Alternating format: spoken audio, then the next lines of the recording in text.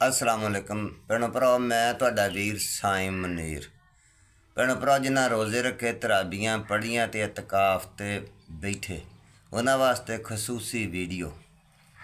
मेरी उम्र 25-30 साल सी। एक 60-70 साल का बजुर्ग मैनू मिलिया तो मैं वेखदिया ही ना ਉਹਦੇ ਨਾਲ ਦੋਸਤੀ ਤੇ ਮਜਬੂਰ ਹੋ ਗਿਆ, ਕਿਉਂਕਿ ਇਸ ਉਮਰੇ ਵੀ ਇੰਨਾ ਨੂਰਾਨੀ ਚਿਹਰਾ, ਚਮਕ ਤੇ ਲਾਲਗੀ ਉਹ ਮੈਨੂੰ ਬੜਾ ਪਿਆਰਾ ਲੱਗਿਆ, ਜਿਵੇਂ ਕੋਈ ਦਰਵੇਸ਼ ਆਦਮੀ ਹੁੰਦਾ। ਬਹਿਰਹਾਲ ਉਹਦੇ ਨਾਲ ਮੇਰੀ ਦੋਸਤੀ ਹੋ ਗਈ। ਅਸੀਂ ਕਾਫੀ ਬਹਿੰਦੇ ਰਹੇ, ਮਹੀਨੇ ਦੋ ਬਾਅਦ ਅਸੀਂ ਮਿਲਦੇ ਸੀਗੇ, 2-2 3-3 ਘੰਟੇ ਅਸੀਂ ਬਹਿਣਾ। ਉਹਨਾਂ ਮੈਨੂੰ ਬੁੱਲੇ ਸ਼ਾਹ ਦੇ ਸ਼ੇਰ ਸੁਣਾਉਣੇ, ਮੈਂ ਉਹਨਾਂ ਨੂੰ ਸੁਲਤਾਨ ਬਾਹੂ ਦੇ ਸ਼ੇਰ ਸੁਣਾਉਣੇ। ਬਹਿਰਹਾਲ ਸਾਡੀ ਦੋਸਤੀ ਬੜੀ ਕਲੋਜ਼ ਹੋ ਗਈ। ਇੱਕ ਦਿਨ ਐਸਾ ਆਇਆ ਕਿ ਉਹ ਭੁੱਲ ਗਿਆ, ਉਹਨੂੰ ਮੁਗਾਲਤਾ ਲੱਗ ਗਿਆ ਕਿ ਮੈਂ ਕੋਈ ਦਰਵੇਸ਼ ਆਦਮੀ ਹਾਂ। ਉਹਨੇ ਮੈਨੂੰ ਕਿਹਾ ਵੀ ਛੋਟੀ ਉਮਰ 'ਚ ਵਿੱਚ ਮੈਨੂੰ ਉਹਨੇ ਸ਼ਰਮਿੰਦਾ ਕੀਤਾ, ਨਾ ਜਾਣੇ ਕੀ ਸੀਗਾ ਉਹਦੇ ਅੰਦਰ। ਉਹਨੇ ਕਿਹਾ ਬਾਬਾ ਜੀ ਮੈਨੂੰ ਕੋਈ ਇਲਮ ਦਿੱਤਾ ਜਾਵੇ ਫਕੀਰੀ ਦਾ। ਮੈਂ ਕਿਹਾ ਬਾਬਾ ਗਿਆ ਭੁੱਲ, ਚਲੋ ਕੋਈ ਹੱਲ ਕੱਢ ਦੇ।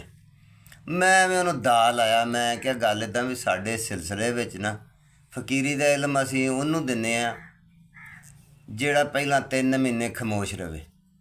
ਬਹਿਰਹਾਲ ਤੁਹਾਡੀ ਉਮਰ ਜ਼ਿਆਦਾ ਵਾ, ਤੁਹਾਡੇ ਲਈ ਰਿਆਇਤ ਆ ਕਿ ਤੁਸੀਂ 1 ਮਹੀਨਾ ਚੁੱਪ ਰਹਿਣਾ। ਉਹਦੀ ਸ਼ਰਤ ਇਹ ਵੀ ਆ ਕਿ ਤੁਸੀਂ ਅਗਰ ਜ਼ਿਮੀਂਦਾਰਾ ਕਰਦੇ ਹੋ, ਕੋਈ ਵੀ ਕੰਮ ਕਰਦੇ ਹੋ, ਕੰਮ 'ਚ ਕਮੀ ਨਾ ਆਵੇ। ਉਹ ਸੱਚੀ ਮੁੱਚੀ ਖਾਮੋਸ਼ ਹੋ ਗਏ। ਉਹ ਇੱਕ ਦਿਨ ਮੈਂ ਗਿਆ ਦੇਰ ਬਾਅਦ, ਮਹੀਨੇ ਕੁ ਬਾਅਦ, ਅਤੇ ਉੱਥੇ ਮੈਨੂੰ ਉਹਦਾ ਪੁੱਤਰ ਮਿਲ ਗਿਆ। ਉਹਨੇ ਜੱਫੀਆਂ ਬੜੀਆਂ ਮੈਨੂੰ ਪਾਈਆਂ। ਮੈਂ ਕਿਹਾ ਤੈਨੂੰ ਖੈਰ ਅੱਜ? ਉਹ ਕਹਿੰਦਾ ਪ੍ਰਾਹੁਣਿਆ ਤੂੰ ਤਾਂ ਸਾਡੇ ਨਾਲ ਦੁੱਖ ਦੂਰ ਕਰਤੇ। ਮੈਂ ਕਿਹਾ ਕਿਵੇਂ? ਉਹਨੇ ਕਿਹਾ ਇਹ ਬਜ਼ੁਰਗ ਸਾਡਾ ਅੱਬੂ ਜਿਹੜਾ ਨਾ 17 ਸਾਲਾਂ ਦਾ, ਸਾਡੀ 17 ਸਾਲਾਂ ਦੀ ਮਾਂ ਨੂੰ 8 ਦਿਨਾਂ 'ਚ 2 ਵਾਰੀ ਕੁੱਟਦਾ, ਸਾਨੂੰ ਵੀ ਕੁੱਟਦਾ, ਗਾਲਾਂ ਕੱਢਦਾ, ਸਾਡੀਆਂ ਬੁੱਢੀਆਂ ਨੂੰ ਵੀ, ਸਾਡਿਆਂ ਨਿਆਣਿਆਂ ਨੂੰ ਵੀ। ਯਾਰ ਇਸ ਬਜ਼ੁਰਗ ਨੇ ਸਾਨੂੰ ਬੜਾ ਪਰੇਸ਼ਾਨ ਕੀਤਾ ਵਾ, ਅਤੇ ਤੇਰੀ ਮਿਹਰਬਾਨੀ ਤੂੰ ਚੁੱਪ ਕਰਾ ਕੇ ਸਾਡੀ ਜਾਨ ਛਡਾਤੀ। ਉਦੋਂ ਦਾ ਚੁੱਪ, ਸਾਡੀਆਂ ਬੜੀਆਂ ਮੌਜਾਂ।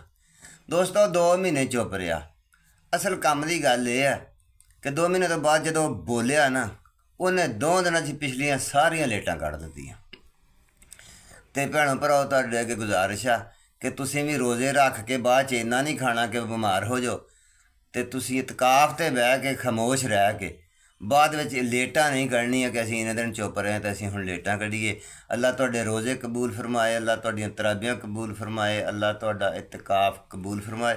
ਔਰ ਇਤਕਾਫ ਦੇ ਦੌਰਾਨ ਕੀਤੀ ਹੋਈ ਦੁਆ ਆਪਣੇ ਲਈ, ਭੈਣਾਂ ਭਰਾਵਾਂ ਲਈ, ਕਿਸੇ ਲਈ ਵੀ ਅੱਲਾ ਪਾਕ ਜਾ ਕਬੂਲ ਫਰਮਾਏ। ਅੱਲਾ ਹਾਫਿਜ਼।